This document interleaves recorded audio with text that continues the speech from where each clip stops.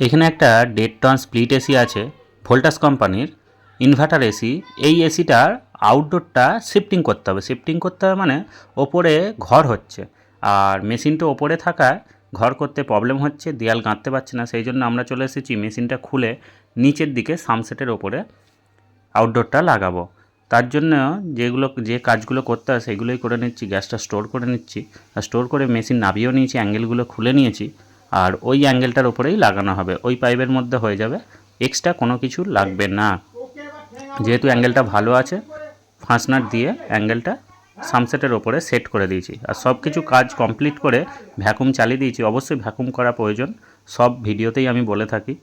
Vacuum হচ্ছে, vacuum করে কিছুটা প্রেসার ছেড়ে গ্যাস লিক হচ্ছে কি না দেখে নিচ্ছি।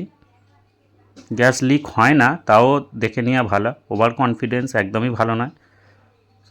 গ্যাসটা ছেড়ে দিয়েছি, এবার মেশিন চালুও করে দিয়েছি, মেশিন চলছে।